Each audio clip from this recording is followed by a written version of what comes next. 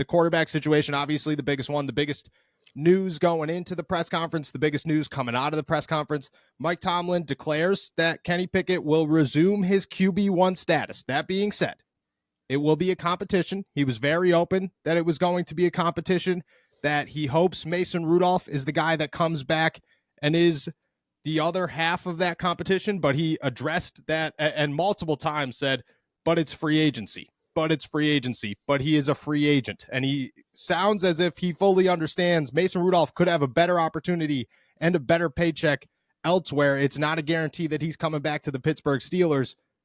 What did you take away from a lot of quarterback talk yesterday from Mike Tomlin in his final press conference? Well, it's a lot of stuff that I think people might have been able to predict going into it, but still notable that Mike Tomlin kind of said very publicly, like, I think, first of all, Kenny kind of resuming QB1 duties, like, how much does that really matter during the offseason? Like, is he'll probably take the first reps with the first team at training camp or whatever, but I think it is a very loose kind of definition of a job, yes. Because like they said, and Mike Tomlin said very explicitly, this is a huge, he drew that out, huge year for Kenny. I mean, this is put up or shut up year for him. Yeah. Year 3 in the NFL, they're going to have a new offensive coordinator in I don't want to call them excuses, but the ways to explain away some of the struggles that Kenny has had, they're going away in a little bit. He's getting older, going to have a new scheme in there. They're really trying everything they can to make sure that he's got the right support around him. But they're going to keep him. They're going to keep it competitive. They're letting him know that the kind of honeymoon period, for lack of a better term, is over. He's really got to put up or shut up this year. And I feel like that's the right move. You can't.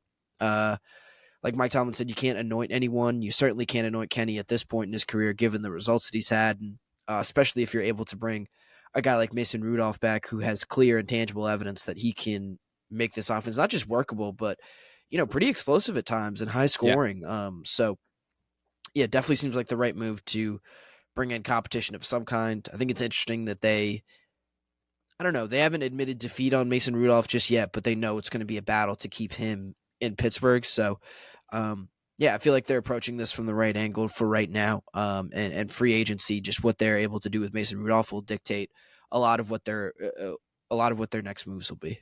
Yeah, I think a lot of fans were worried going into that press conference. That I think I was a little bit worried going into that press conference that Mike Tomlin was going to say, hey, Kenny Pickett's our starting quarterback in 2024. We believe in Kenny Pickett. We think he could get the job done. And that was it. Instead, he said all of those things. He believes in Kenny Pickett. He's excited to see what he can do with his back against the wall, all those things, while acknowledging this is a massive year for Kenny Pickett. You need tangible evidence. It's no longer intangible evidence. It needs to be tangible evidence that he is a starting quarterback in the NFL and could be the guy for the Pittsburgh Steelers, while also acknowledging there's no way they're walking into 2024 with just Kenny Pickett as their quarterback or as their potential starting quarterback. They obviously want that to be Mason Rudolph. I think when it comes to the Mason thing, just like you said, they know it's going to be a battle just because they know that Mason has put himself in a position where there are going to be teams that call, and who knows if those teams are going to say, hey, we believe you could be a starting quarterback for us, or hey, we're going to pay you a boatload of money to come and compete to be the starting quarterback for us.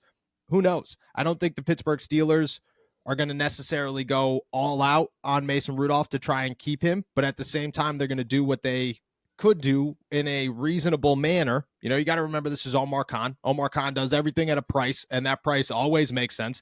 And if Mason could come back at that reasonable price with reasonable expectations, he'll be the guy. I think the bigger thing here, I wouldn't say the bigger thing. I would say the second half of this is my takeaway. My thought was the Steelers are going to bring in somebody, whether it's Mason Rudolph or not. And I don't know where that person is on the scale of talent with the NFL and with the quarterback situation, but Mike Tomlin was very open that he will scout quarterbacks in the NFL draft just to make sure that he doesn't miss anybody. And I think that is significant because who knows what that situation holds, but who knows who falls to the Pittsburgh Steelers in the first or the second or maybe even the third round where they're sitting there going, no, this is a guy and we're going to take that guy. And I think the other half of that is, if nobody's there, I think the Steelers bring in somebody, whether it's via trade or free agency, just to say, look at, we need somebody here to compete with Kenny Pickett. And I also don't think that anybody's off the table, because if Omar Khan goes to Mike Tomlin and says, hey, look at, we just keep using the same three, but I think those are the three names that are going to get tossed around all offseason. If a guy like Justin Fields is available for the right price and the Bears are shopping him at the right price, I don't think Mike Tomlin is all in on Kenny Pickett anymore, which isn't a bad thing. And I don't think it's a knock on Kenny. He's got to prove himself. But if Omar Khan came to Mike Tomlin and said, hey, look at, this guy's available at the right price, I think a deal could get done. I think the Pittsburgh Steelers could bring somebody big in during the offseason.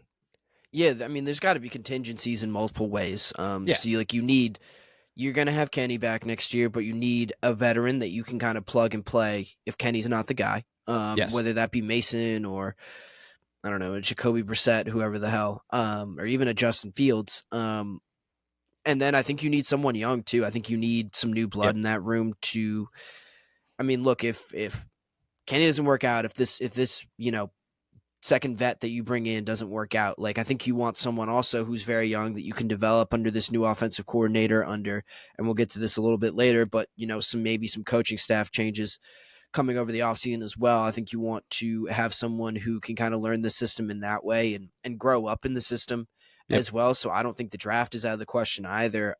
Looking for someone in the later rounds, a guy you can take a flyer on, maybe who's a little bit of a risk, but that you can kind of mold with your own hands. That isn't kind of a finished product already.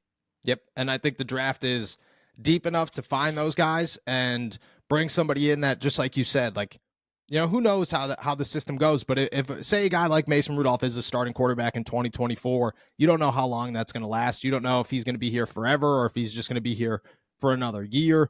If Kenny's not your guy in 2024, he's not your guy ever. I think that's pretty assumed. If he doesn't get the job this season, he's not going to get the job in 2025 or moving forward. You want somebody behind that to develop, to, at worst case scenario, turn into your next backup quarterback who knows the system, who could be a plug and play guy, who doesn't have, I think, very high expectations on him, but is capable of doing whatever you need him to do.